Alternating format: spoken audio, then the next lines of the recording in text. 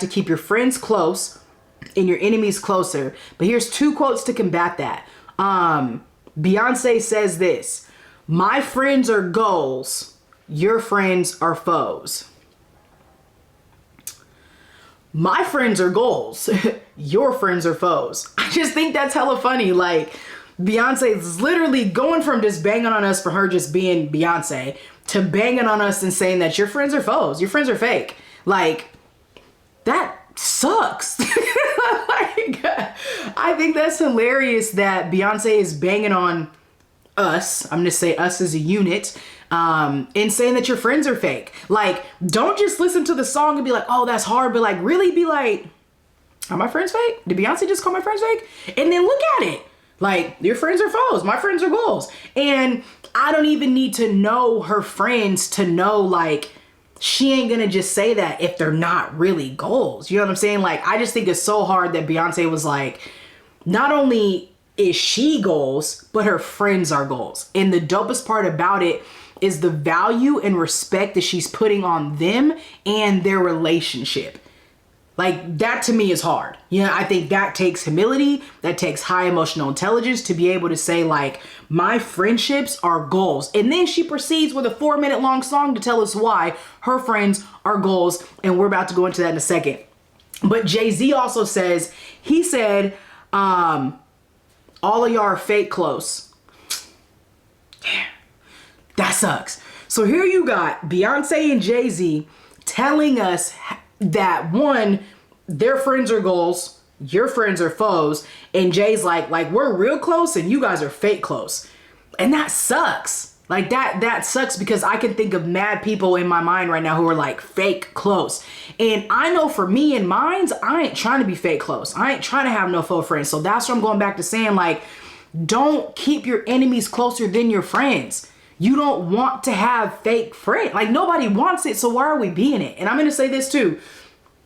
I think our ability to have good friends is dictated based off my ability to be a good friend. So if I don't have any good friends and all I have is fake friends, I must not be a good friend and I must be a fake friend. Period. Like, I just think that's it. So for Beyonce to say her friends are goals, she had to be a goal to have goal-like friends. For Jay-Z to be like, nah, we mad close and your friends are fake and I can peep it and I be hearing stuff from your friends about you, like, come on, bruh. So the proof is in the pudding here, right? If you don't have the quality of friendships I think that you want, it might really be a reflection of you. And I'm talking to myself and not just you, whoever's listening to this, right? All right, y'all, let's talk about it. We talking about friendship. Your ability to have good and great friends will increase your ability to live out your purpose with confidence. Your ability to have good and great friends will increase your ability to live out your purpose with confidence. The reason being is because when you got a crew, when you got cats that you rock with, like, and you can celebrate with them, you can tell them what's going on and all that stuff, like, that is going to, it's going to increase your psychological well-being, right? It's going to increase your hope and your optimism for the future, because you're like, one, you know you're not doing life alone, right? You know that you're not in isolation, and it allows you to be like, yo, the second something dope happens to you, you got somebody to talk to about it, right? You got somebody who's going to celebrate you. You got somebody who's like excited for your wins, right? But let's be honest, making friends as an adult is hard. I'm not gonna lie. So I went to Afrotech 2 weeks ago, and my main mission was to grow my social capital personally and professionally. I went by myself, and I do a lot of stuff by myself. I'm my only child, so a lot of this is like legit active practice for me. And so after one of the main events, I'm like standing there and I'm like, okay, all right, are we gonna go talk to any? And I can be, look, I might be animated and everything right now, but like I can be shy. I can be shy. I can play the shy girl. This could be a part of who I am. And so I'm standing there and I'm like, okay, do I want to go talk to somebody or do I just want to go home? What do I want to do? And somebody walked up to me and she was like, you look like you're by yourself. I'm by myself. Hi, my name is. And I was like, and then we made friends, right? And so what I'm saying about that moment in particular, or just in general, is like making friends as an adult is hard. It's not easy because we're busy. We got stuff to do. We got families. Our responsibilities have increased. Like so many reasons. There's so many reasons that go into why, like, or it's easy for you to have an excuse and say, I don't have any friends because I don't have time. But like, it's dangerous for you to not have any friends. And we're going to get more into that later, but it's really important for you to put yourself out there in events and networking events and try to have some courage to be able to introduce yourself to somebody. So shout out to Kelly for introducing herself to me. We are now friends, and I truly appreciate your courage in that. But if we're going to talk about friendship, we also have to talk about a couple things though, like the things that we need. Here are the things that I need. And I think it's things that we all need when it comes to friendship. Trust. This is a whole episode on its own, so I ain't even going to dive too deep into that. But we know that we need trust. Like there's no relationship without trust. But how do you really build trust though, right? With communication and consistency. Okay? Like in order for us to be friends, in order for us to go deep, in order for our intimacy to grow, and again, I'm using intimacy intentionally because I believe the difference between acquaintances and community when it comes to friends and any other level is the intimacy at which we do life with. And yes, you can have intimate relationships with people, with platonic people you do life with, right? Like intimacy isn't just reserved for romantic relationships. Me and the people we do life with, or I do life with, it's intimate. And Beyonce says this in French, she says, our souls exposed. How intimate is that? For her to say our souls are exposed in our friendships, that tells me that there's trust, there's consistency in communication, but trust is only built off of consistency in communication. If I am going to expose my soul to you, that takes some trust. And that trust came off of consistency, and it came off us being able to communicate because my soul is me. And the fact that Beyonce is able to say, like, our souls are exposed in this relationship, and this is why my friendships are goals, because our souls are exposed. So my question to you is, do you have friends that you feel like you're willing and have the ability to, and that's safe enough, physically, psychologically, emotionally safe enough for you to be able to expose your soul? Like, not everybody does. And that's why I think Beyonce says that her friends are goals, because her soul is exposed and it's safe enough for it to be so.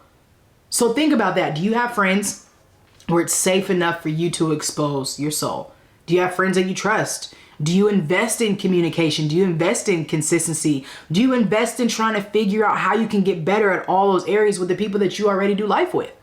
Right? It's always a two-way street. It's not up for us to just leave it up to somebody else to figure out how do we get better in these areas, how you develop your relationships and get better. It's a two-way street. It's not just for romantic relationships. This should happen in platonic relationships as well. I want you to think of like all the shows that we love, right? Like Girlfriends, Living Single, Friends, The Office, like all of the, even Abbott Elementary, like all of the dope TV shows that highlight friendship, that highlight people in unity.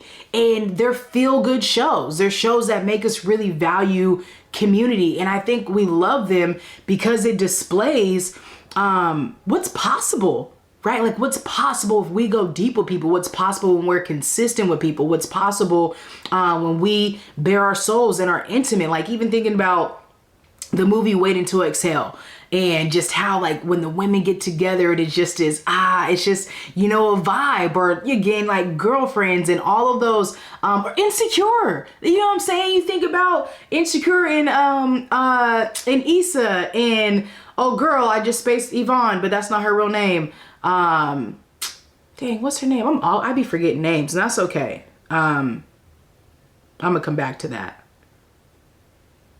What is her name?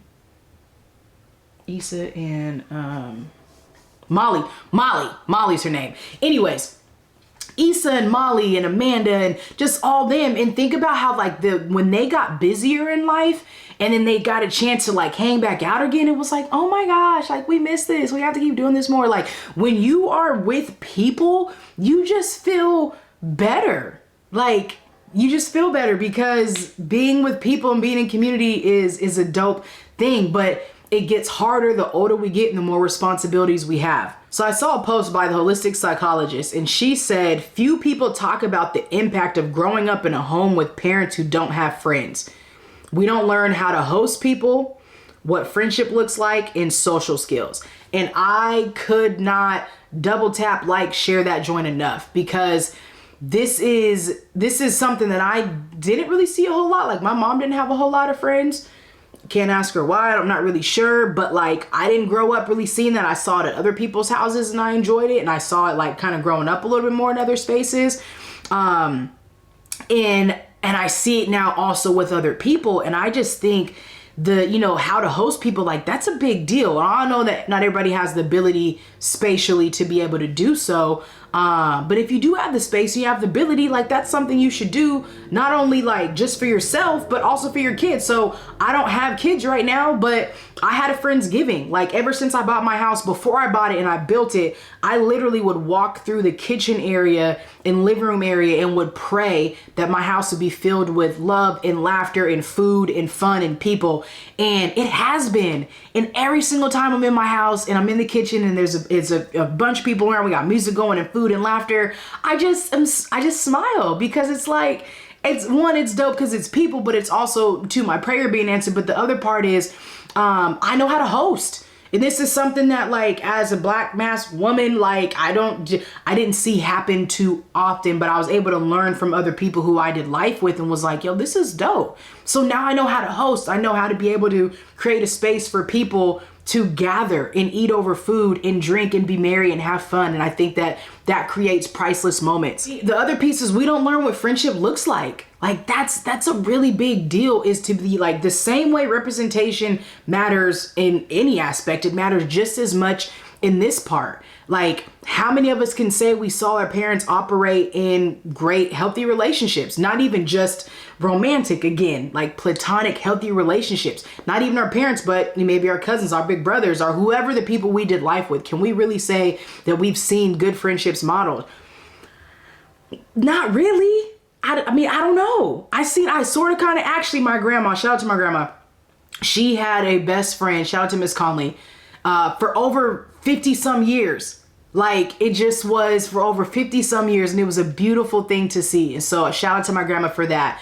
And shout out to my Aunt Carolyn, who was my grandma's friend for, again, over 50 some years. So I did see that modeled in a different way, but cats closer to my age, I haven't really, it's tough. And I think that when we can model it for other people that we do life with, or we see it again modeled in shows like this, yes, it's kind of fantasy-like, but I think it gives us the ability to be able to at least see that friendship is possible, even after conflict. Friendship, or healthy friendships, is possible with multiple people, and not just having one friend or one best friend.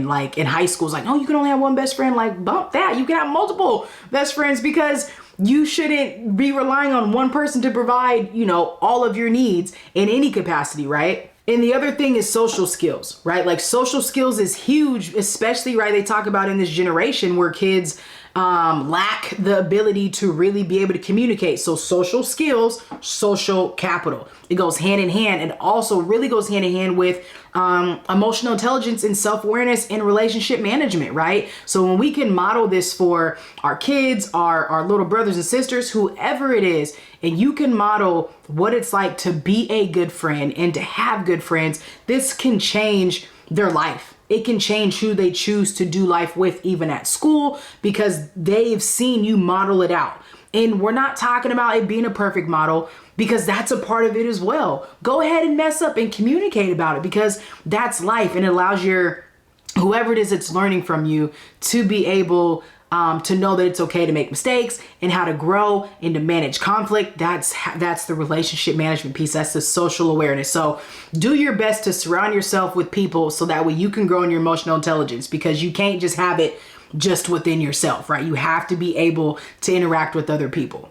And you can't grow your social capital without other people. You can't grow your social awareness, your relationship management without other people. Bottom line is, we need people.